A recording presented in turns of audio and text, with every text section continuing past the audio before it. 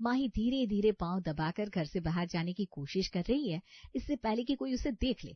लेकिन गोयल निवास में ऐसा हो सकता है क्या भला? बहू, ओ बहू, कहाँ चली जा रही हो यूं मीना कुमारी बनकर? बस मम्मी जी अभी आई। अभी आई तो सुन लिया, लेकिन चल कहाँ दी ये तो बता दो बहू रानी। वो मम्मी जी बगल वाली भाभी के साथ जरा किसी के घर जा रही थी। उसे ना किट्टी कहते हैं। अगर तुझे पता ना हो तो मैं बता देती हूँ बहू। अपनी सास के मुंह से ये सुनकर माही दांतों तले उंगली दबा देती है। इनको न जाने कहाँ से सारी खबर लग जाती है। लगता है किसी ने इनको बता दिया कि मैंने किटी पार्टी ज्वाइन कर ली है। अब क्या करूं? ये तो हुआ आज का वाकया। अब सारा माजरा अच्छे से समझने के लिए हम आपको कुछ समय पहले लिए चलते हैं। आज की कहानी शुरू होती है छत्तीसगढ़ राज्य के एक छोटे से शहर बिलासपुर से, जहां रमा देवी अपने भरे पूरे परिवार के साथ रहा करती है। बेटा आलोक अब शादी के लायक हो चला था, तो उसके लिए अच्छी बहू की खोज भी शुरू हो चुकी थी। फिर एक दिन रमा जी अपनी पड़ोसन अनीता से बात करते हुए चाय की चुस्कियां ले रही हैं। क्यों रमा, अब कब तक सोचती रहोगी आलोक के लिए रिश्ता करना है कि नहीं? अरे करना तो है अनीता, लेकिन पहले वो कहता रहा जॉब जॉब जॉब। अब जॉब लगी तो अब अच्छी हो जाए। अब ऐसे करते करते पूरे 30 का हो चला है, लेकिन कोई ढंग की लड़की तो मिले। तुम कहो तो मैं अपनी भतीजी से बात चलाऊं? वो भी ये सब पढ़ाई लिखाई के चक्कर में 27 से कम की नहीं है। नेकी और पूछ पूछ। अरे चलाओ बात। अनीता, अगर बात बन जाए तो फिर हम पड़ोसन से आगे रिश्तेदार बन जाएंगे। तुम कोई मांगा झांची हो तो अभी ही बता दो, फिर बाद में मजा नहीं आता। तुम तो ऐसे कह रही हो जैसे अभी तक मुझे जानती नहीं हो। अरे कोई कमी दिखती है क्या तुझे मेरे घर में, जो हम लोग लड़की वाले से मांगते घूमेंगे? हाँ, वो अपनी लड़की को जो भी खुशी से देंगे उसे हम रोकेंगे थोड़ी ना। होशियार तो तुम बहुत हो रमा, आखिर में ब्रह्मास्त्र चला ही दिया। अच्छा तुम भी ना अनीता, बड़ी ही मजाकिया हो। हमें तो बस एक अच्छी लड़की चाहिए जो हमारी बात माने और उसका मान रखे, इससे ज्यादा और कुछ नहीं। ठीक है, हम आज ही अपने भैया से बात करते हैं और आपको बताते हैं। उसी दिन रमा जी की पड़ोसन अपने भाई से शादी की बात करती है और जल्दी से प्यारी सी चुलबुली सी माही का रिश्ता गोयल निवास में आता है। क्या हुआ? आपने अभी से मुझे शादी के जंजाल में फंसवा दिया। मुझे भी शादी नहीं करनी थी। अरे पागल है क्या मेरी प्यारी भतीजी, इससे अच्छा रिश्ता क्या ही मिलेगा। और तो और मेरे बगल में आ जाएगी तू। अच्छा, ऐसा क्या खास है इस रिश्ते में? मुझे भी बताओ जरा मेरी प्यारी बुआ। अरे कहीं से कहीं तक किसी दिक्कत का सवाल नहीं है। छोटा सा परिवार है, सास ससुर एक देवर और एक ननद, जिसमें से ननद की शादी हो चुकी है, तो अब वो तो बेचारी क्या ही तुझे परेशान करेगी।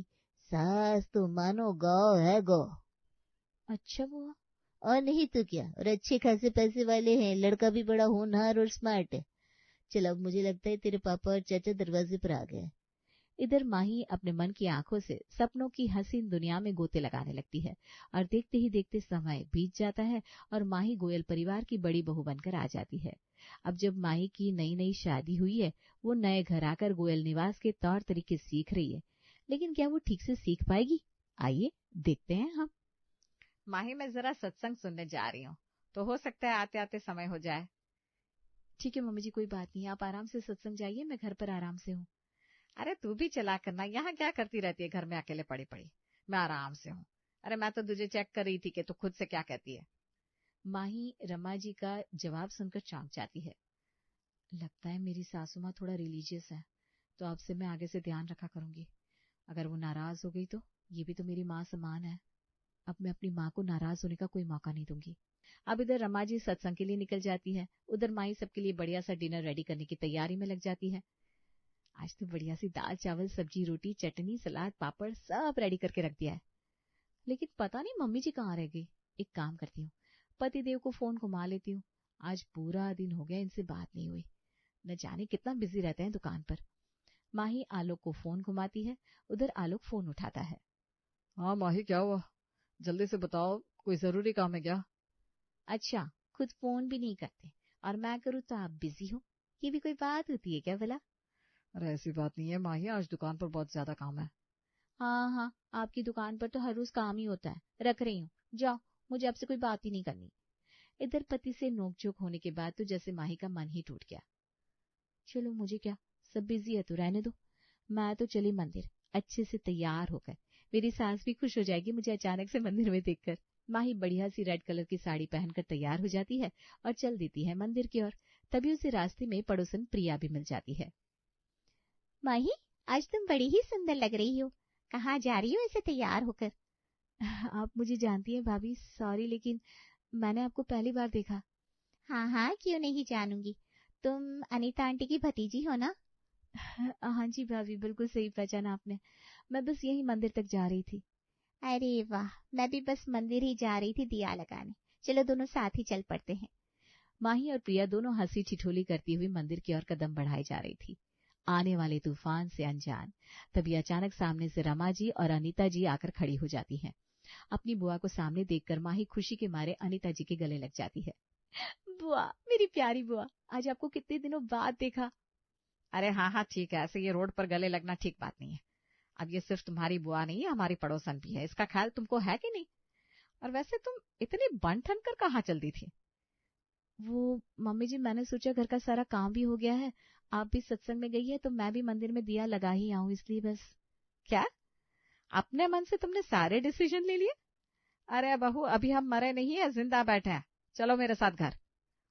वहां खड़ी अनीता जी बस देखती रह जाती है, क्योंकि उन्हें तो ऐसा लगा जैसे रमा जी के बदलते रंग के आगे गिरगिट भी शर्मा जाए। खाने के टेबल पर सब बैठे हुए थे तब। अरे क्या हुआ रमा जी, ये आपका चेहरा यूं मुरझाया हुआ सा क्यों है? हाँ मम्मी, क्या बात है? इतना सुनते ही रमा जी अपना ट्रम्प कार्ड फेंकती है और जोर जोर से इतना बेइंतहा रोती है कि बस पूछो ना। अरे रमा जी, आपको रोते हुए पूरे 10 मिनट हो गए, अब तो बताओ आखिर हुआ क्या है? मुझसे आपका ये दुख देखा नहीं जा रहा। आज बहू मुझसे बिना पूछे मंदिर चल दी, क्या ये ठीक बात है भला? अभी ये नई नई है, मोहल्ले में औरतें बातें बनाने लगती है, लेकिन नहीं, अब मेरी कोई वैल्यू ही कहाँ रह गई है। नहीं नहीं मम्मी, ऐसी कोई बात नहीं है, आप ही को तो अभी ये घर संभालना है। अरे माही, तुम्हें कम से कम मम्मी से तो पूछना चाहिए था। अभी हमारी नई नई शादी हुई है, वही तो तुम्हें बताएंगे कि तुम्हारे लिए क्या सही है क्या नहीं है। मुझसे गलती हो गई मम्मी जी, आगे से मैं ध्यान रखूंगी। फिर 2-4 दिन बीतते हैं। घर में माही की ननद मान्या आती है। अरे मान्या बिटिया, आ गई तू? कम से कम एक फोन तो घुमा दिया कर, तेरी भाभी से कुछ अच्छा बनवा कर रखती। अरे नहीं मम्मी, अब भाभी से क्या ही काम करवाना। वैसे भी सब कहते हैं कि आपका घर तभी तक मायका है जब तक आपकी भाभी नहीं आई। क्यों भाभी, सही कहा ना? नहीं नहीं दीदी, ऐसा तो बिल्कुल भी नहीं है। मैं इसमें विश्वास नहीं रखती हूँ। बल्कि मेरा तो मानना है कि लड़कियों के दोनों ही घर होते हैं, मरते दम तक। हाँ बहू, ये तूने सही बात कही। चल, इसी बात पर तू बढ़िया सा कढ़ाई पनीर, दम आलू की सब्जी, फ्रूट रायता और कस्टर्ड बना ले, भूलना मत। ठीक है मम्मी जी, जैसा आप कहें। माही रसोई में खाना बनाने चली जाती है। इधर मान्या और रमा जी अपनी बातों में मशगूल हो जाती हैं। माँ, भाभी तो मुझे बड़ी ही अच्छी मिली है। मैंने तो आज ऐसे ही टॉन्ट मारा था कि देखते हैं क्या रिएक्शन होता है, लेकिन बड़ी ही सीधी लगी मुझे। नहीं तो क्या, और कोई होती तो भड़क जाती अपनी ननद पर। तुझे सीधी लग रही है? अरे ये मीठी छुरी है तेरी भाभी, वो तो मैंने इसे टाइट करके रखा है, नहीं तो आज इसका दिमाग 7वें आसमान पर होता। अरे अभी पिछले मंगल की बात है, बिना पूछे मंदिर के लिए निकल गई। अच्छा मम्मी, ऐसी बात है? फिर तो आपने बिल्कुल सही करके रखा है। अपनी कमान जरा सी भी ढीली मत होने देना, ऐसे ही रखना हमेशा। मैं भी अपना ननदपना दिखाती रहूंगी। थोड़ी देर में माही खाना बनाकर डाइनिंग टेबल पर लगा देती है और सबको आवाज लगाती है। मम्मी जी, दीदी, भैया, पापा जी, सब लोग आ जाइए, खाना रेडी है। थोड़ी देर में सब खाने के टेबल पर होते हैं और माही सबको खाना परोसना शुरू करती है। माही, ये दाल क्यों बनाई तुमने? मम्मी जी, मुझे लगा अब हमारी दीदी आई है तो पीली दाल भी बना लेती हूँ। वो क्या है ना, मुझे पनीर ज्यादा पसंद नहीं है और आलोक जी भी नहीं खाते, तो सोचा पीली दाल बना लेती हूँ। क्यों दीदी? भाभी, ये मेरे कंधे पर रखकर बंदूक क्यों चला रही हो आप? आपको और भैया को पीली दाल खानी थी तो मुझे बीच में क्यों ला रही हो?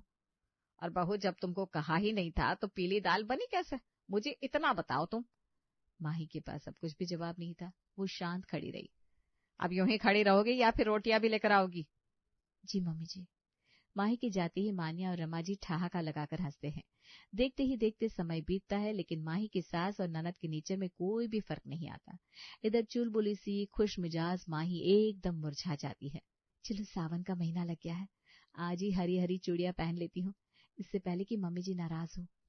माही ये सोचकर हरी हरी चूड़ियों से अपने हाथ भर लेती है कि इस साल उसकी सास खुश हो जाएगी, क्योंकि इसी बात के लिए उसे जबरदस्त डांट जो मिली थी। ये हरे कांच की चूड़ियां पहनी तेरे नाम की, राधा हो गई शाम की पहनी। तभी प्रवेश होता है माही के जीवन की राहों यानी कि सास रमा जी का। बड़ा ही जोर जोर से नाचा जा रहा है बहू रानी, क्या बात है आखिर? जी मम्मी जी, देखिए ना मैंने कितनी सुंदर चूड़ियां पहनी है, वो भी हरे रंग की। सावन का महीना बस शुरू ही हुआ है ना। आपको अच्छा लगा मम्मी जी? क्या खाक अच्छा लगा माही? तुमने एक बार भी नहीं सोचा कि पहले सास के हाथ भर दूं फिर पहनूं? और फिर एंट्री होती है माही के जीवन के केतु यानी कि ननद मान्या की। अच्छा, सास को पहनाओगी तो क्या ननद पीछे रह जाएगी? माही, तुमको तो जरा भी ख्याल नहीं है, अपनी ननद को भी पूछ ले। माही की खुशी पल भर में छूमंतर हो गई। बेचारी हंसना भूलकर अब रोने ही वाली थी, लेकिन उसे पता था कि अगर कहीं गलती से भी रो दिया तो उसे इतना सुनाया जाएगा कि उसके कान से आंसू निकल आएंगे। अच्छा मम्मी जी, दीदी आप लोग रुको, मैं आपके लिए लेकर आती हूँ। फिर सास और ननद को भी माही हरी चूड़ियां पहनाती है। आज तो इन्होंने मुझे किटी पार्टी में भी नहीं जाने दिया।